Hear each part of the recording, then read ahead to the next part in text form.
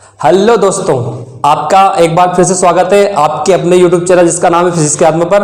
आज जो है हम हमारे जो प्रीवियस हमने जो पढ़ा था उसको हम थोड़ा सा आगे बढ़ाने वाले हैं। तो आइए आज हम पढ़ने वाले हैं electronic theory of origin of charge. ठीक है, इसमें हम बात करने वाले हैं कि चार्ज जो होता है वो किस तरीके से ये इसकी जो ओरिजिन ऑफ चार्ज है, मतलब ये किस तरीके से ऑब्टेन्ड होता है किसी भी सब्सटेंस पे, उसकी इलेक्ट्रॉनिक थ्योरी क्या है ना। इलेक्ट्रॉनिक थ्योरी का हम समझेंगे और क्या होता है कि इलेक्ट्रॉनिक थ्योरी से ही हम इसको एक्सप्लेन कर पाते हैं किस टाइप से चार्ज ऑब्टेन्ड होता है ना किसी सब्सटेंस पे। तो देखिए, हाँ, जैसे हमको पता है कि कोई मैटर जो होता है, मैटर जो कंसिस्ट होता है वो कंसिस्ट होता है वन और मोर मॉलिक्यूल्स से। ठीक, मॉलिक्यूल्स जो होते हैं वो कंसिस्ट होते हैं एटम्स से। ठीक है, अब एटम्स के बारे में हमने पढ़ा है। एटम्स के बारे में जो हमारे साइंटिस्ट हैं, बोर साइंटिस्ट, या इसके अलावा हम रदरफोर्ड की बात करते हैं। रदरफोर्ड के अलावा आप थॉमसन का मॉडल आपने पढ़ा होगा, तो Thomson model, Rutherford model, Bohr model, इन सब मॉडल्स में आपको एटम्स के बारे में बताया कि जो एटम होता है, एटम जो होता है उसका एक सेंटर पार्ट होता है, जिस सेंटर पार्ट पर उसका जो होल मास होता है, इस सेंटर पार्ट में इसका जो होल मास होता है वो कंसिस्ट होता है। ठीक है, इसका होल मास किस में कंसिस्ट होता है? इसके सेंटर में। ठीक है, बाहर जो आउटर शेल्स होती है, आउटर शेल्स जो होती है, इन आउटर शेल्स में इलेक्ट्रॉन्स रिवॉल्व करते रहते हैं। ओके, अच्छा, आपको पता होगा इसको हम क्या बोलेंगे? इसको हम बोलेंगे न्यूक्लियस। ठीक है, क्या बोलेंगे इसको? न्यूक्लियस। ठीक, इस न्यूक्लियस के पास पॉजिटिव चार्ज होता है। इसका रीजन क्या होता है? तो इसके पास प्रोटॉन और न्यूट्रॉन होते हैं। क्या होता है? प्रोटॉन और न्यूट्रॉन, है ना। मतलब जो एटम होता है, एटम के पास मेनली 3 पार्टिकल्स होते हैं। एटम्स के पास कितने पार्टिकल्स होते हैं? 3 पार्टिकल्स। कौन कौन से? एक होता है इसके पास प्रोटॉन, एक होता है इलेक्ट्रॉन और एक होता है इसके पास न्यूट्रॉन।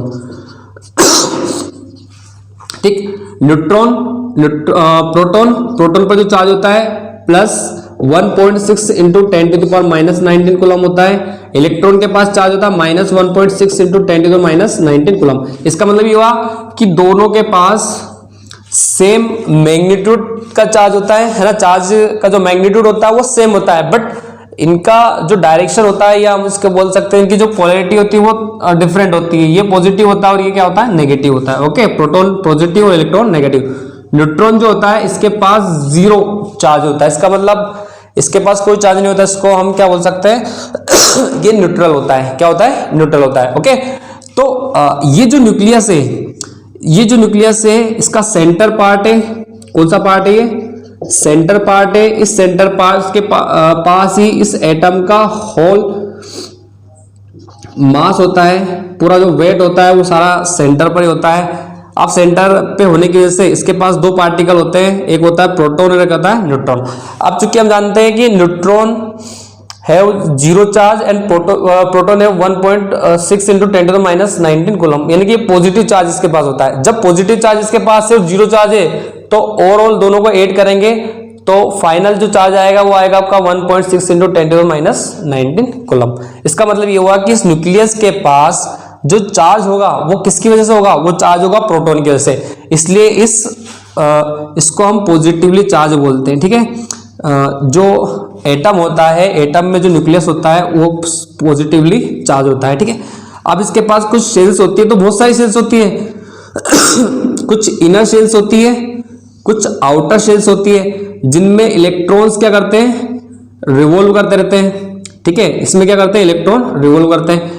तो इन शेल्स के बारे में अगर हम देखेंगे तो न्यूक्लियस और इलेक्ट्रॉन, यानी कि ये न्यूक्लियस पॉजिटिवली चार्ज है, इलेक्ट्रॉन नेगेटिवली चार्ज है, इन दोनों के बीच में एक फोर्स ऑफ एट्रैक्शन लगता है। फोर्स ऑफ एट्रैक्शन, है ना, एक फोर्स ऑफ एट्रैक्शन लगता है किसके बीच में? Force of attraction X between proton and electron, है ना।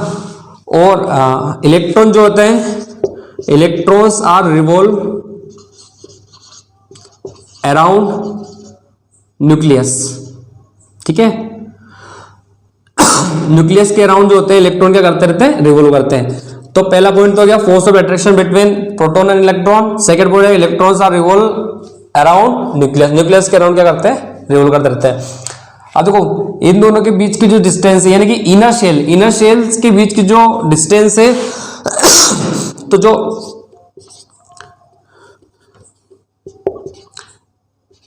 Inner electron and nucleus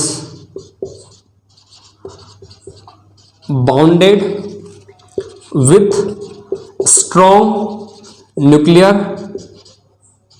force.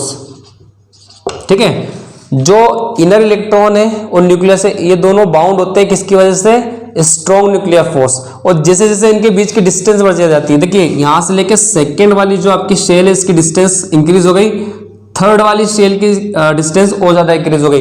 तो जो लास्ट शेल है आउटर शेल का जो इलेक्ट्रॉन होता है और न्यूक्लियस होता है, इनके बीच में फोर्स ऑफ अट्रैक्शन लगता है, लेकिन ये क्या होता है, वीक फोर्स होता है, वीक अट्रैक्शन फोर्स होता है ना। किन किन के बीच में होता है, weak attraction force acts between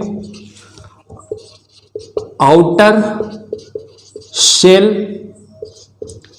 electron and nucleus.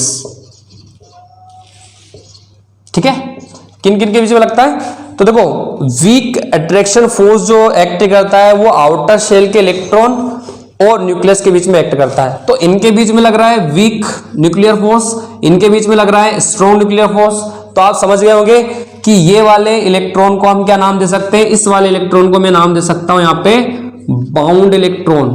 क्या बोल सकता हूं मैं इसको, बाउंड इलेक्ट्रॉन। इसका मतलब ये हुआ कि इस इलेक्ट्रॉन और न्यूक्लियस के बीच में स्ट्रॉन्ग न्यूक्लियर फोर्स एक्ट कर रहा है, तो इसको यहां से फ्री करना, यानी कि इस इलेक्ट्रॉन को इसके अंदर से निकालना बहुत मुश्किल होता है कंपेयर टू इस आउटर शेल के इलेक्ट्रॉन। ठीक है, तो यहां पे इस इलेक्ट्रॉन को, चलो इस इलेक्ट्रॉन को मैं लिख देता हूं, यहां पे बना देता हूं। ठीक है, तो इनके बीच में जो फोर्स लग रहा है वो वीक न्यूक्लियर फोर्स है, तो इसको हम बोलेंगे फ्री इलेक्ट्रॉन। क्या बोल देंगे इसको, फ्री इलेक्ट्रॉन।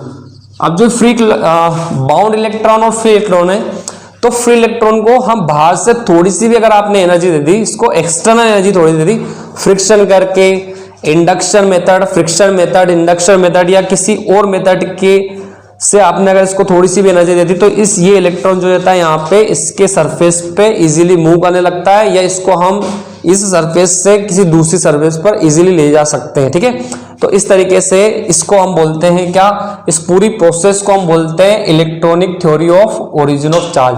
चार्ज कैसे प्रोड्यूस होता है, तो जो एटम होता है, मैं वापस से रिपीट कर देता हूं, एटम जो होता है उसके पास एक न्यूक्लियस होता है जिसमें प्रोटॉन न्यूट्रॉन होते हैं, इलेक्ट्रॉन उसके आउटर शेल्स में क्या करते रखते हैं, रिवॉल्व करते हैं। जो पास वाला इलेक्ट्रॉन होता है उसके पास स्ट्रॉन्ग न्यूक्लियर फोर्स होता है, इसलिए इसको हम बोल देते हैं बाउंड इलेक्ट्रॉन।